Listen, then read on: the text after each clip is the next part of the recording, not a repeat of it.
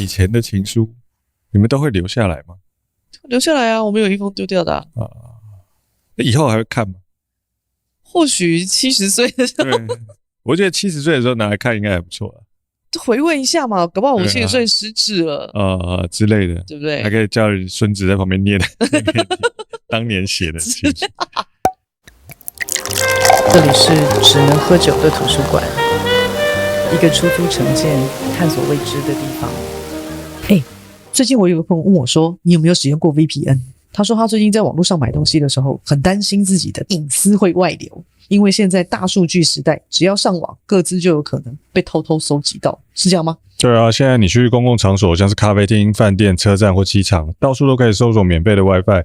但你连上去之后，你不知道会不会有隐私跟个资安全的疑虑。好像是我最近去咖啡店工作的时候啊，还是走在路上，都会不知不觉就连上免费的 WiFi， 这样虽然很方便，但个资就外流了。我们今天的节目就是要推荐 NordVPN 给大家，它可以让你上网隐藏 IP 位置，保护你的个资跟网络身份安全。你传输的资料都会被加密，不会让第三方看到内容。它也会给你新的 IP 位置，让你的网络活动比较难被追踪。NordVPN 它就像是一个网络保镖，把你的线上身份和活动都保护起来。最棒的是，只需要买一个账号，它就可以保护家里6台装置的安全，全家大小都可以被 NordVPN 保护得好好的。现在大家只要用我们的专属优惠链接 nordvpn.com/otherwise 或者输入专属优惠码 otherwise 注册，就可以享有30天退款跟加赠4个月免费的超值方案哦。记得看下方资讯栏的连结，谢谢 NordVPN 保护我们听众可以安心上网。我们是不是该买一个账号呢？买！本集节目由 NordVPN 赞助播出。大家好，我是 Hank。大家好，我是婷婷。又到了只能喝酒图书馆。我昨天回我妈妈家，然后我妈就跟我说，你那个房间里面有那种以前跟你女朋友的那些来往的什么情书啊、照片啊、个人的历史文物啊，你要不要找个时间赶快把它清回你家去这样？然后呢？然后我就说，有些东西啊，就是它还是比较适合留在这里，拿回家的话会有些麻烦。但是如果直接把它清掉的话，对于个人历史来讲，它也是一个不完整的东西，就它还是有保存的价值，只是不适合带回家而已。然后呢？这就衍生出一个问题啦：婚前的个人历史究竟有没有值得保留的必要？这是第一个问题。你不是后面还补了一句吗？在还没有离婚之前，但还是先留在这儿会比较好。笑死！这就衍生出几个问题啊。第一个是个人婚前的历史究竟值不值得保留？2，如果要保留的话，要保留在哪里？可是我很想问一个问题就是那你过往交往的历任女友，就是都还是会看到你的个人历史文物啊？对啊，都会啊。对啊，那看到了他们有怎样吗？也没有啊，它就是你个人历史文物嘛，谁没有历史文物呢？就肯定有的嘛，从小学就会有一些情书啊，我喜欢你，有没有？对，肯定会有的。我的心上人是谁谁谁？对啊，这种啊，这一定会有的啊，就总是会有蛛丝马迹嘛。这就是一个这个过程的轨迹啊。对，那你觉得应该要毁掉吗？我觉得应该要保留。你觉得应该要保留？我有看到有一个妈妈在底下留言说，她直接帮儿子决定毁掉，烧了。为什么？她就觉得定位啊。对，爸妈都觉得定位。为什么爸妈都觉得定位呢？因为小孩大离巢了嘛，然后都出去外面住了，那家里面又堆一堆他的东西，然后有很多东西没地方放。这样讲好像听起来是有点道理啦。我这是我的家你把它当仓库。就是感觉小孩成家了，就应该彻底清掉，再也不要回来的意思吗？对啊，然后马上就在底下回那个留言，然后就说其实对他个人而言，小孩其实成家立业出去了，家里面留有一些他个人的物品，过去的历史文物，他也某一种程度也是一种依恋。是啊，就随时欢迎回来嘛。对，那还是定位啊。又不是说很多，怎样姓氏怎样叠起来是几个头拉苦这样子，是不是啊？不是一点点而已嘛。总是占一个位置，看了就是加起来也不加起来不到一个纸箱我的个人历史文物在我家两箱。对啊，那打包起来也是一点点位置而已啊，对不对？一点点位置，我妈也是回去的时候也是会问我啊，你这边砸的可以吗？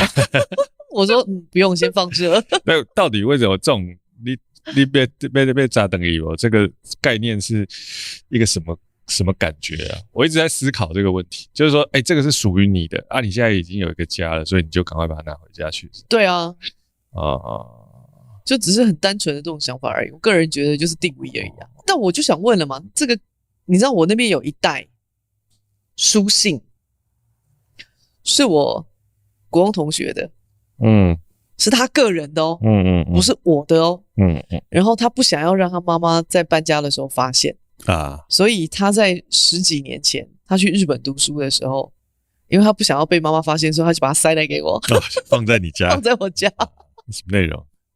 就叫我帮他保存了一大袋，超大一袋的那种，然后都是别人写给他的情书，然后不想被妈妈看见，就塞在我家。然后有一天我们就是那个时候家里面装潢，然后在整理物品，然后我妈就提了就是你知道提了一个布袋出来，然后说啊这里上我说哦那个是那个啊缺德的啊，我说这是被淡掉缺德我说等等，那个是他的，你要把它留着。情书我就在思考一个点啊，就是像这种以前的情书，你们都会留下来吗？留下来啊，我们有一封丢掉的啊。以后还会看吗？或许70岁的时候，我觉得70岁的时候拿来看应该还不错啊。回味一下嘛，搞不好我70岁失智了之类的，对不对？还可以叫孙子在旁边念当年写的情书。听起来是不错的。阿嬷，你看这之前有人写给你的情书，你听听看。笑死！难道是应该毁掉吗？你觉得？我觉得应该要留着啊，但是为什么？我就是好奇，就是如果他应该要留着的话，他应该要留在哪里会比较好？这是好问题，留在妈妈家。因为我从来没想过这个问题啊。那今天我妈在问我，就在想说，这个东西是应该留在哪里？那对以我的概念来讲，我讲说这种没事应该不会拿回我现在的家，就没什么必要了。为什么？就还没有离婚之前，不需要拿到我这边来啊，不必自找麻烦。对啊，我如果离婚，你办我这个是没有什么问题。我讲真的，我个人也是持同样的意见啊，就是这种，因为你去想嘛，未婚之前，我们的户籍都还算在爸妈那边嘛，对不对？所以当时的信件，对，就留在那里就好了，对不对？对，我们的身份就是未婚的时候也还是属于他们家的，而且已婚了之后就另共创一个家庭啊。这些信件因为跟这个现在这个家的这个女主人没有什么太大的关系，所以没有必要摆在这里。告喜牵出来给干扣一年，对吧？是不是呢？现在很多人应该没有，应该说很少人有这种困扰吧？现在很年轻的人啊，因为都用那个啊。现在没有在写信的什么的，没有在写信啊。现在只有赖的记录。对啊，这个那换一只手机就掉了。对，看有没有存在云端之类的。现在有云端，有人帮你专门保管这个东西。如果没有的话，就船过水无痕啊。不然还有那种现在有那种个人仓库，有没有？就是个人仓库，就是个人仓库啊，外面租一个小仓库。哇塞，这么浪费地哦。之类的啊，就还是会有一些个人物品啊。看妈，我们寸土寸金，怎么浪费地？妈的，有一块小小的地方储存你的个人历史文物，真的。台北市现在一坪多少钱？是不是花1坪？那这些历史文物还是说应该像那个 Google 一样，就是先把它扫描变成数位档、数位化，对，然后就销毁，然后就存在天空这样。对，以后看是要 NFT 拍卖还是要天空这样，有一天也会塞车吧？它就是硬碟储存空间的。对啊，我的意思是说，有一天也是会塞车嘛。理论上是会啦，就是有时候该清掉的还是要清掉。我跟你讲，我其实很不想以前我们还没有那种云端储存的时候，然后就会有一颗一颗硬碟，对不对？对。然后你就把你数位拍的那些照片，然后就把它存在那个硬碟里面。妈的，如果硬碟坏了，整组照片都没了。对啊，所以其实有时候实体的反而留比较久。对啊，不然你的以前都说什么照片什么几年以后就会黄掉啊，或什么的之类的。就我跟你讲，小时候的照片现在留下来的，唯一留下来大概就是那些照片。对，数位的都中间都不知道不见好几次，硬碟坏掉就不见好几次了。所以你知道，个人历史文物还是有保存的必要。对，但你去实体保存，你仔细去想啊，这些历史文物其实说真的就是对自己有意义而已，大部分时候。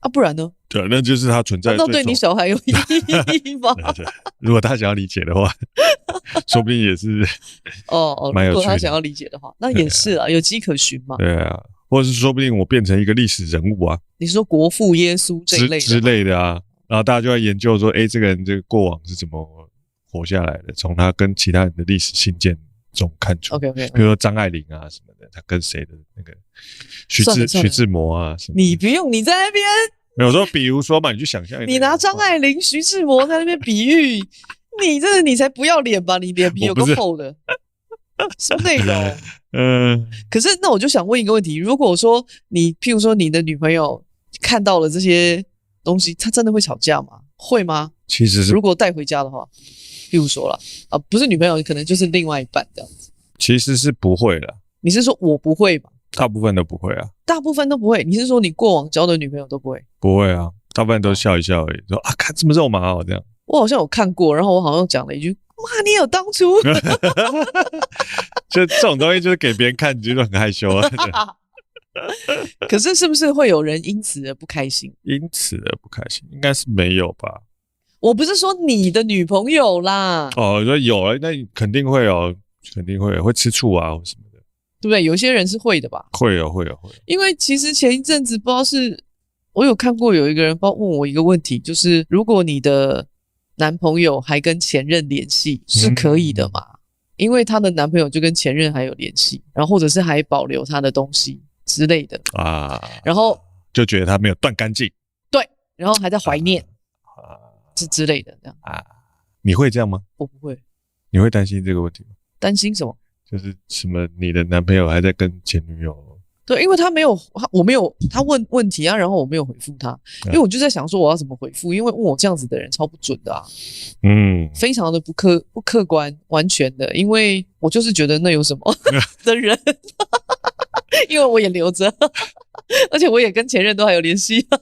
对啊，对啊，对，但有很多人在这方面是有洁癖的，会觉得像有些人，比如说跟男朋友分手。就会把他的跟他一切的往来，什么电话都删掉啊，什么有一些人是会这样，什么照片都烧掉啊，什么鬼的，只要有跟他有相关的地方都不去啊，什么之类的。哇塞，那你长大以后能够去的地方好少，越来越少。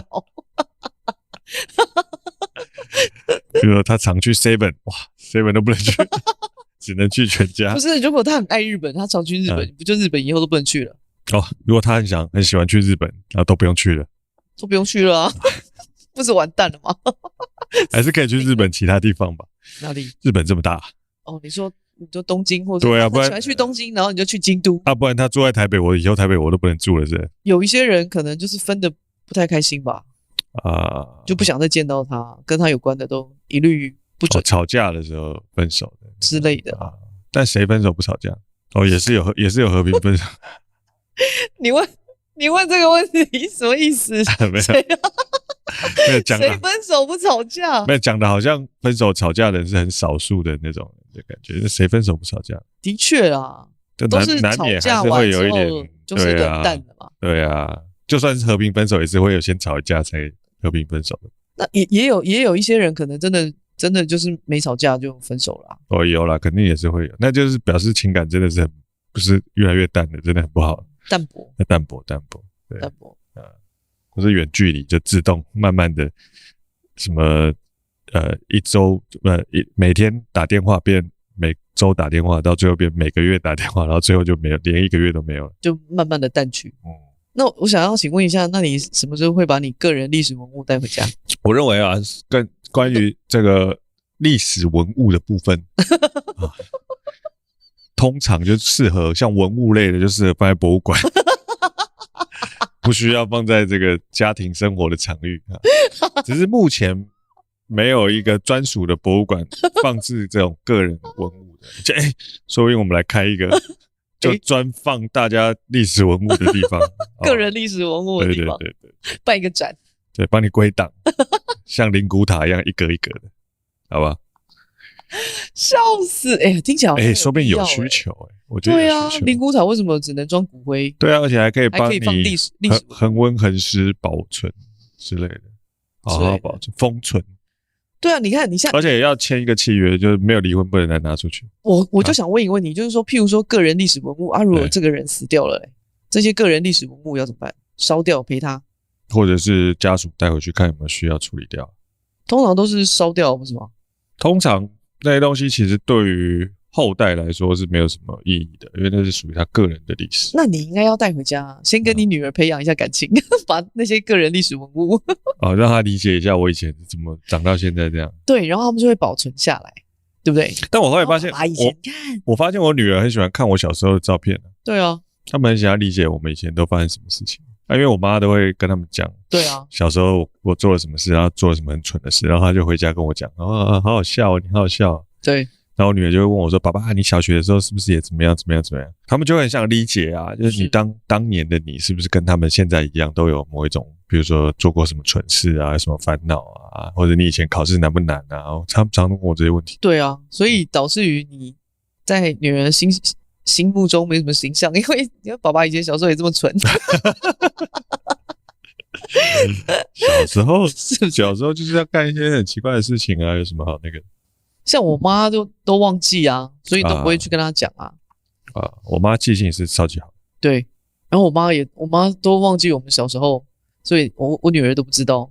我在他们心目中就会有一个你知道威严的形象。殊不知，其实是有一段黑历史啊。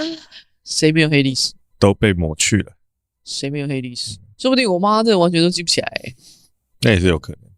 真的。创伤症候群。你不要在那边胡说。这一集没有要牵扯到她的意思，你在干嘛？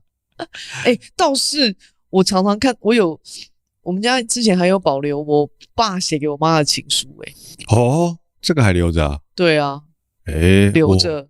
然后写的哇，我爸的字其实还蛮美的讲到这个我真的我都没看过我爸写给我妈的情书，然后就写去研究秀情，然后怎样，然后有一天，我有时候就时常会拿出来看嘛，因为还在。对。然后后来我爸妈就是感情越来越差，然后反正就是后来现在闹翻了，吵架，然后把它拿出来念。有一次他就跟我大翻脸。你说你把它拿出来念？对。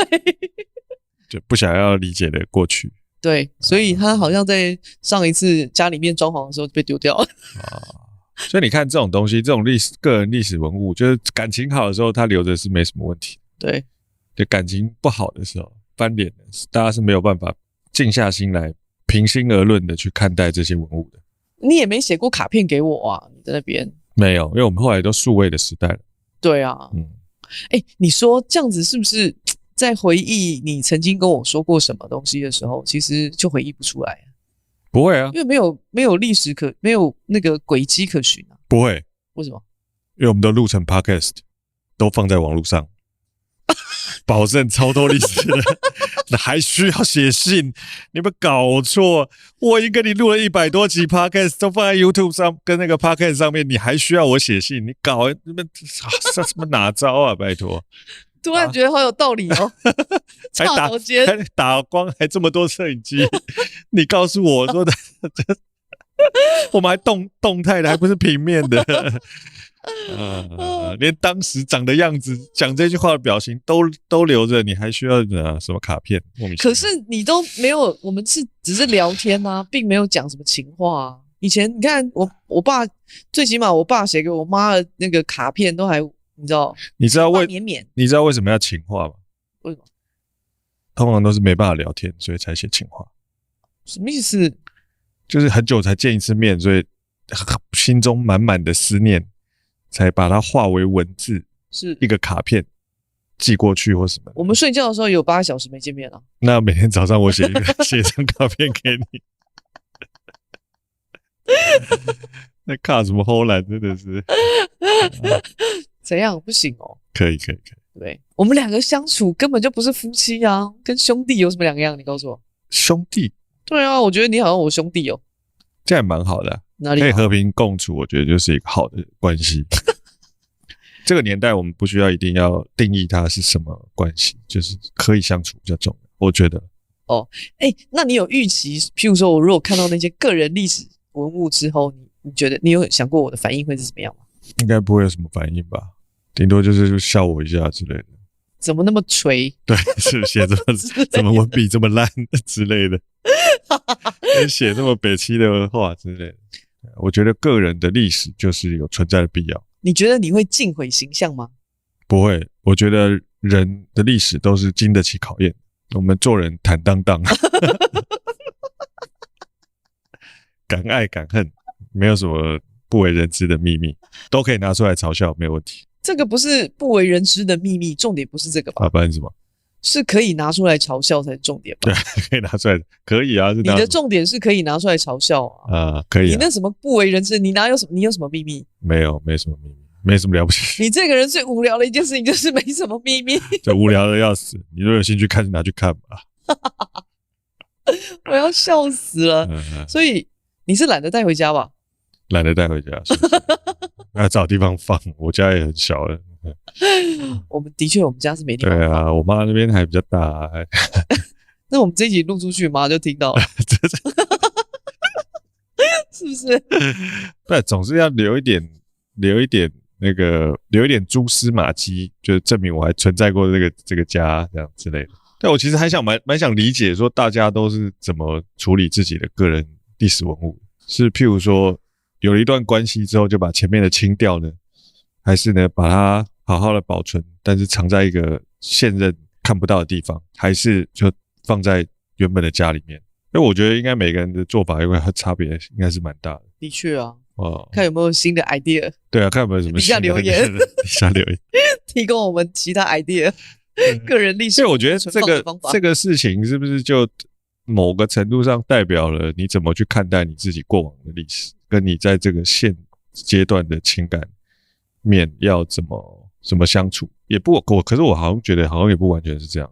你讲到这个啊，我就想到一件事，这个可能会我脑袋跳的比较快啊。对，然后它这个可能会牵涉到一种比较形而上的东西。对，就是说，你知道我有曾经思考过，说我这个人身上对所累积的所有的言行举止的很多的习惯，行为，其实都有某一个人的影子。某一个人的以前交往过对象的影子。对有可能会有，就是譬如说我的口头禅啊，有时候怎么讲话啊，这一类的，其实都有一定有。我觉得难免，这个难免，因为人跟人在一起就是互相学习。是互相学习吗？互相学习，会有你家人的样子，你爸爸妈妈或者是爷爷奶奶，然后长大了你的朋友，你的男朋友，你的女朋友，我觉得一定都有。是互相影响吧？互相影响啊，互相学习啊。我觉得就是我们人长到现在这个样子，绝对不会是凭空长出来的。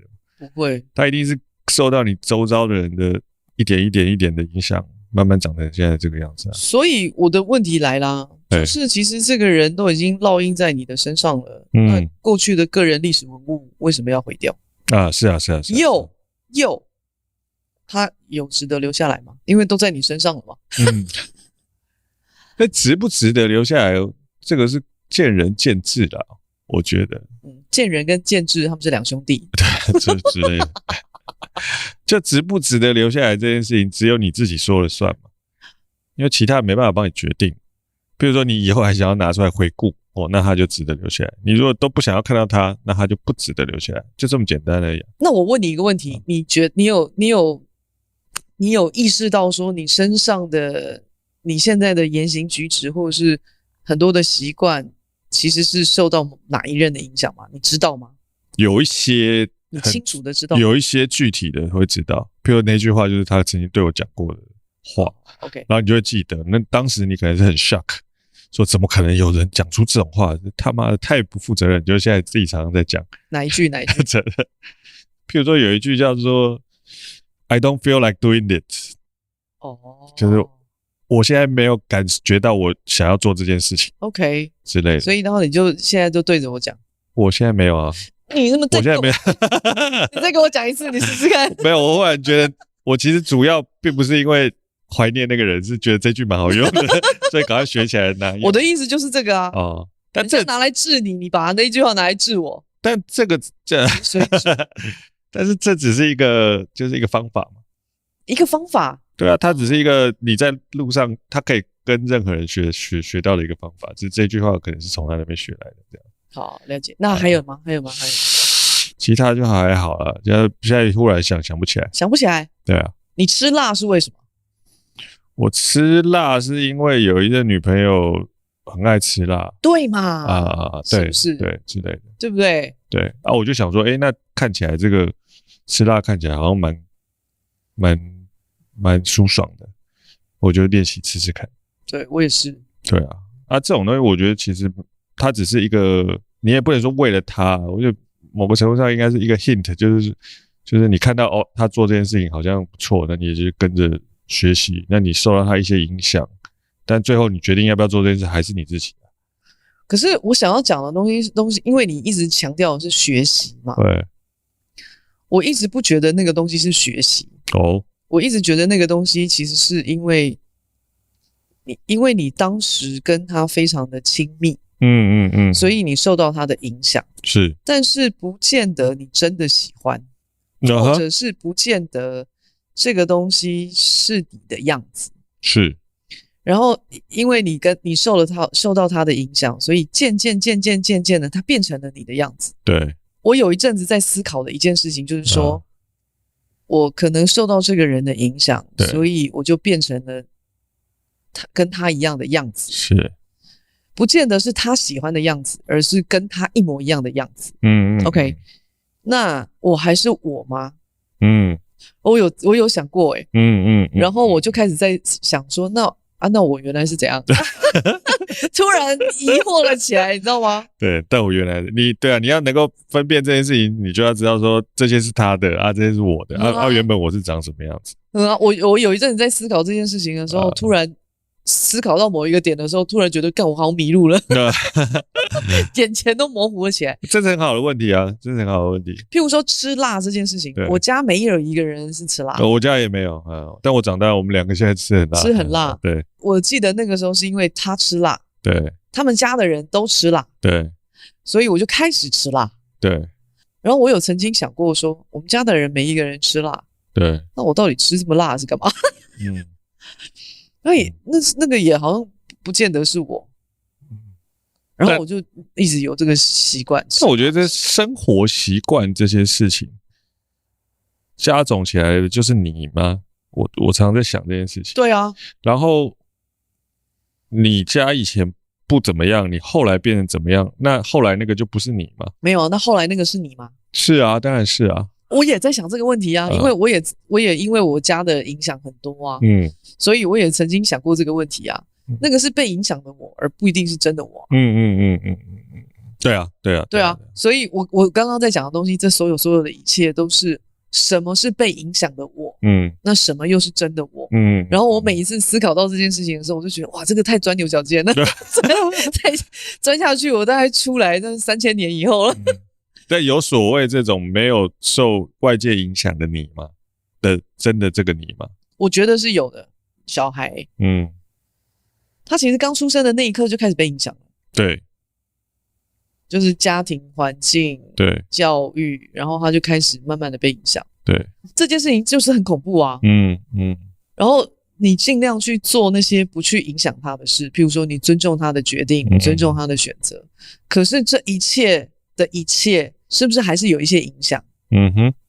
它外力一直都在，所以你知道那个在寻找自我的这件事情上面，他就会越钻越到黑洞里面去。所以原来的我到底是怎么样的一个我？你要钻到什么样的程度，你才能找到真正的我？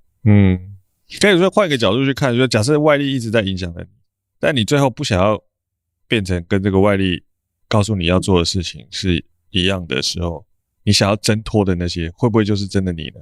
你没有挣脱，最后你接受了那些外力的影响，会不会那也是真的你呢？但是有时候你想挣脱，会不会也是因为被影响呢？有时候会啊，对啊，也是听了某个人在讲的嘛，对，然后你应该要挣脱那个东西，譬如说听这个 podcast 告诉你要挣脱某个东西之类的，有可能，说不定你根本就不想挣脱之类的，真正的你根本就不想挣脱，你只是听说这个挣脱看起来蛮帅的，所以到底什么是真的你？对啊，所以我其实到现在，我有时候在某些时刻想到这件事情的时候，在思考的时候，我还是有时候会撞墙，然后有时候就时而清楚，时而模糊这样。我觉得用另外一个角度去看这个事情，你可能是被影响，可能是你自己想要的，可能是很纯粹的，可能是很复杂的。你可以完全不要去顾虑这些外界的定义，用另外一个标准去判断到底哪一个是真正的你。通常我在思考到这件事情的时候，一定有一个事件，然后我可能要去做一些决定或是选择，这样。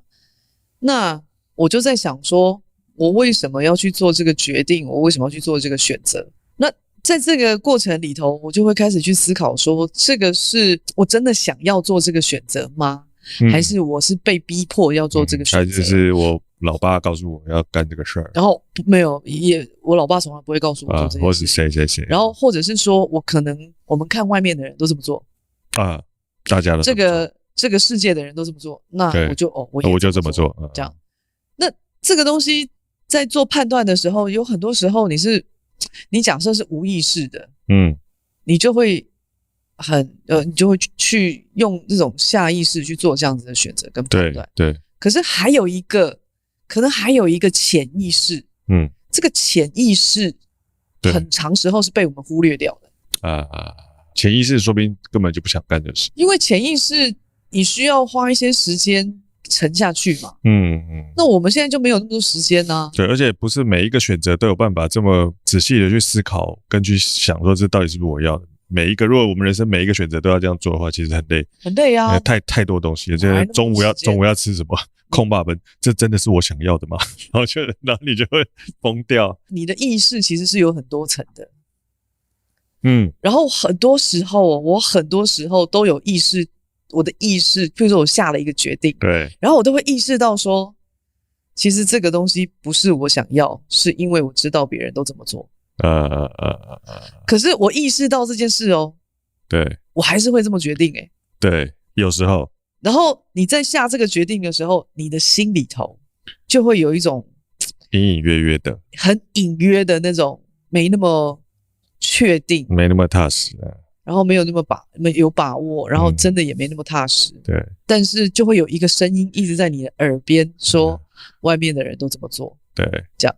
可是他那个心里面，他那个就是不踏实。对。可是你很长时候，你都会让这个不踏实就过去了，因为很多人都这么做的，这个声音会大过那个踏实。我懂。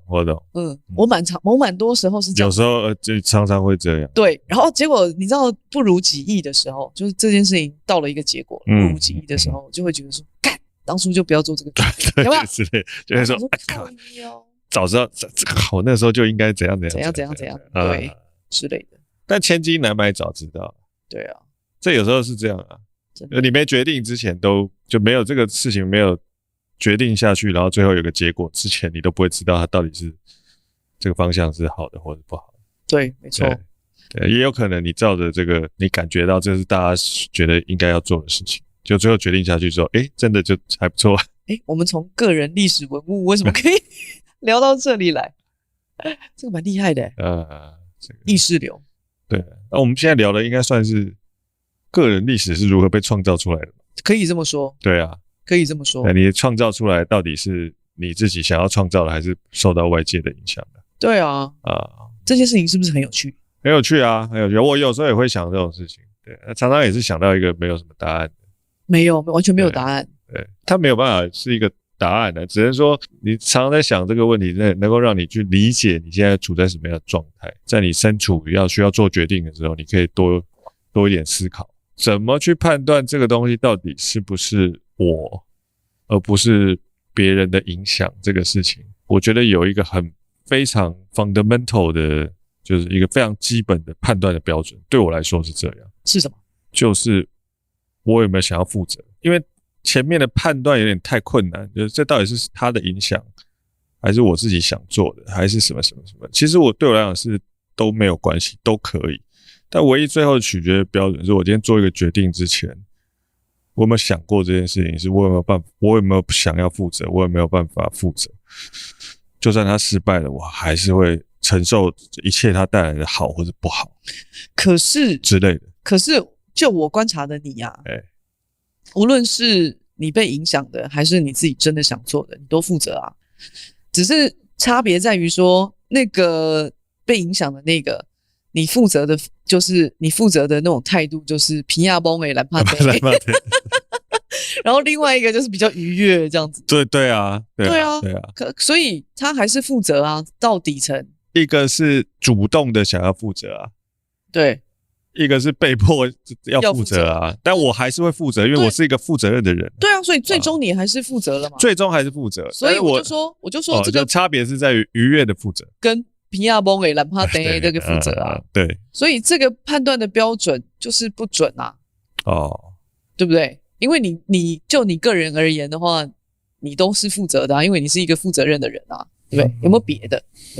但如果就这个角度来讲，就是如果我都要负责的话，就表示我要对一切，这一切都是我想要的。我觉得那个太底了啊，那很有可能是这样，就是说，像我们刚刚在讲的那种，就是被影响的你就会没那么确定。可是那个如果真的是底层的你，真正的你即便不确定，你都会有那种虽千万人吾往矣的热情啊，是，就会动力就会更足之类的，你知道那个韧性就会出来了啊，韧性啊，就我妈告诉我的不要做这个事情，我就想做，就是有那种之类的，我就想做。虽然这个就想做的本质，说不定也只是为了要反抗妈妈，有的时候啦，或者是，但那也是你想的。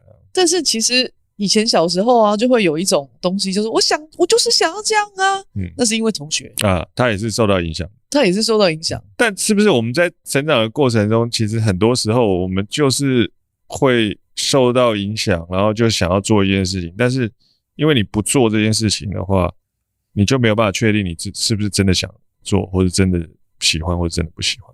很多时候人是不是需要靠这个各种尝试、挫败的经验、成功的经验，你才有办法理解你到底想要做什么，不想做什么。他其实是需要摸索的啦。我觉得他需要摸索的，因为有很多时候你就像譬如说我被我同学影响，那我不可能我5岁我就知道说我现在是因为我被我同学影响，所以我做这件事情其实不是我真的想做的，只是同学大家都这么做，我就想做这个事情。比如那个叫做同侪的影响、同侪的压力。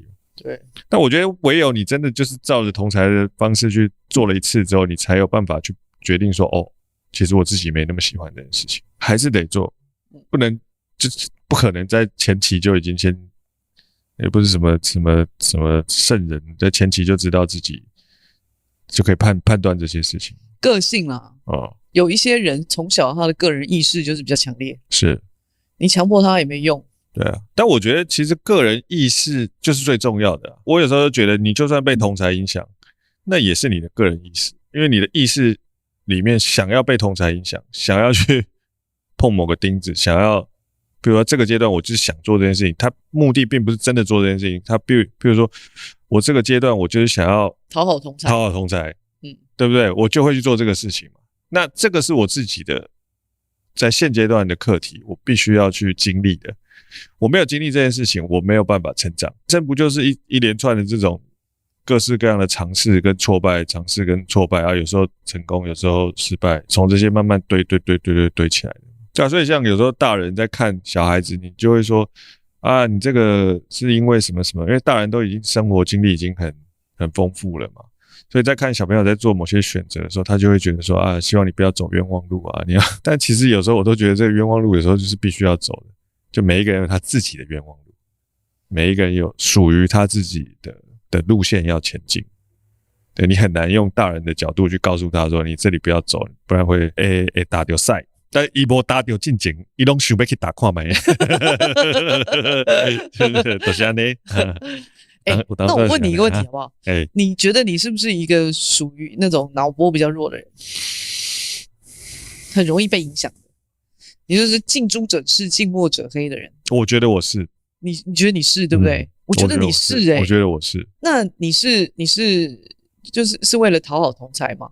不是啊，那不然是怎样？我想要体验人生。是这样子。对啊。是。我近朱者赤，近墨者黑的最主要目的是想要体验他到底都在玩些什么，为什么看起来这么嗨啊？但是并不代表那就真的是我，那单纯就是我想要体验。我懂啊，我就有发现，就是我们两个人不一样就在这啊。我就是那种不会，我在这个群体，然后他们做什么我并不会 follow。但我还在那个群体，就你是不是觉得很奇怪？然后我通常是群体的干部，就是我在这个群体里面，然后我就看着他们玩什么，可是我从来就不玩他们玩的东西就是我还是有一个底线。那你不会想要玩玩看吗？我完全不会，从来看到底有什么好玩，这么好玩，玩玩看。我没有，我很好奇啊，我就很好奇，因为那个东西我觉得那是我的底线，我从来都不好奇。我不觉得那个东西有什么好好奇的，真的。这个就是我的个人意识。那我个人意思就是好奇啊。你说你那个个人意识就是好奇，可是你知道那个好奇的门一旦打开，知道后果是很可怕的。还好我也活到现在，不是吗？不可以这么说对，那是因为你还是有一个底线，你玩过就 OK 了。对啊，我还是有底线啊，但是我还是会好奇啊。对啊，是啊，可是有一些人好奇，他的底线是没有的那是个人的这个底线本来就是完全不一样，然后他就真的你知道一般流哇，那个很惨对啊，但你说各个领域其实都会有类似的状况对不对？每一个人到最后，但我说真的我真的觉得每一个人到最后，你想要往哪边去，其实大部分时间，我觉得我比较相信的是你是可以控制的。我觉得你太乐观我乐观。对，因为不见得每一个人都有很好的控制力。是啊，其实不见得。是，同意。底层逻辑还是要有底线无论底层逻辑要有底线对啊，对。我就讲到这个，我就想说，应该有很多人希望他过去的个人历史文物是完全被消灭的，就是不存在这个世界上。我想要重新创造我新的历史文物。有应该会有。会就我一点都不希望我过往历史被任何人看到这样。有可能。我想要重新写一个新的历史。有可能。或者过往的历史实在太痛苦了，我自己都不想看。有可能。有一些人有各种的吗？像我妈就这样。没去看，直接翻脸。给你一个修起，对，修掉之类的那种东西，就是对于这个文物带有太多的恨意本身一点都不依恋。对，也不要说依恋了，根本就觉得看了会让自己起心动念。你知道那个文物代表的其实不是那个物其实是后面那个人你懂吗？文物代表是人当年的这个这只是人吗？我觉得也不一定是人人呢，无论是对象还是自己当年的对象或当年的自己，对或是当年的氛围之类的某种情境对体验某种良好的经验或者什么的 whatever 对，反正就只有什么体验经验，我觉得那个东西还是取决于在于人我跟谁去什么地方嘛所以以文物的角度来讲，文物最大的价值是什么？什么意思？就是你是说真的历史文物还是个人历史文物？这不一样这不是同一件事情吗？不是，历史文物是摆在故宫。对我说历史文物的最大的价值就是见证当年那段历史这个乐趣就是在于你个人的历史文物到底谁想要见证的问题就你个人当然如果是比如说这个当年的皇朝的历史文物，就大家会想要有兴趣，是因为那是当年集体意识，就大家需要知道的事情。是，那你个人的为什么大家没有兴趣？是因为你 you are nobody 嘛？因为你不是刘德华，对，你不是重要人物。对，但如果你是重要人物的时候，你的历史文物就比如 Michael Jackson，它就有意义了。我们刚刚在讨论就是历史文物这个留下来的重要性是什么？它的价值是什么？它的价值是什么？对于个人而言，你觉得呢？我觉得比较像是回顾自己的过去吧。这有价值吗？对于某些人来说，不见得有价值。这有没有价值就看你自己啦。对事实上是看你自己，因为其实这真的是对于其他人是没什么价值的。对就是我就不想想起来有一些人，我都没想要想起来，你看你要冲啥？单雕。他有时候只是帮助你想起来当年的你，因为人生历史这么长嘛，但你的脑袋就这么大嘛，其实它装不了这么多记忆体，或是它有尘封已久的记忆在脑袋深处的状态，它可以帮你提起来一些想起来当年有一些曾经做过的事情。我觉得这件事情取决在于时间就你40岁的时候可能现在跟另外一半吵得不可开交，或者是什么什么，你还带有什么恨意什么的，你回顾你就觉得你就没送啊。或者是你当时留有跟国中同学一起的照片，然后你现在跟你的国中同学就是吵架了，或者这个人就是背叛你了，就每一个时间点它会发生很多事情，然后那些东西留着，你有时候你就会很气到把它丢掉，这种。可是你70岁再回过头去看的时候呢，是那个心情很不一样，那个心情就不一样啊。所以其实对我个人而言，这种个人的历史文物存在的价值，在于能够认知到自己对于我过往所有的一切，我现在的认知和过去的认知不一样在哪里？那心态有什么转变？那我现在处在什么样的状态？那你知道，或许等到我70岁的时候，我再回过头去看那些有的没的，我可能就会有不一样的心情。是，或是那个人已经死了，你再回去看，又有不一样的想法，会有不一样的想法。你知道，有的时候你也会想要知道，说你这一辈子的修炼到底到什么样的程度？听完是蛮有价值的。我觉得对自己个人而言是有价值的。好，那我等一下就来把它拍照、扫描、上传，做这个数位典藏。你要花多少时间？没很快啊，现在那 iPhone 这样。我现在只想问你，想要花多少时间干这件事？因为你只要做一件事情下去，他妈的都3个月。没有开玩笑，你讲的好像我以前过往的书信有很多一样。很多啊。有吗？我们都2箱不是吗？光扫描那2箱，你觉得就给你可以这样的话，它又不会褪色。外面有委外的服务吗？这个我可以开发。不然我们来弄一个公司专门来做这事，就是个人化历史文物建档及数位保存。可以耶，听起来不错。这可以是一个服务嘛？一直在想什么东西可以拿来做成一个服务。真的超烦！你为什么一直要这样子啊？那思考一下嘛，总是对啊。你很无聊是不是啊？我们要服务这个社会啊，总是觉得他如果不需要，人家自己有家。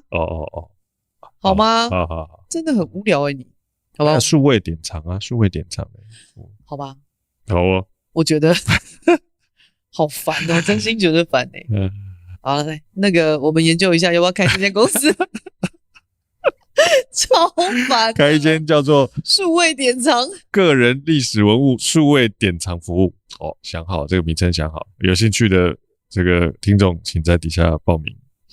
不是有很多那种那个殡葬业者，或者什么人本啊，对，单程旅行社，对，什么的，对不对？对，那我们也来取一个名字吧。什么？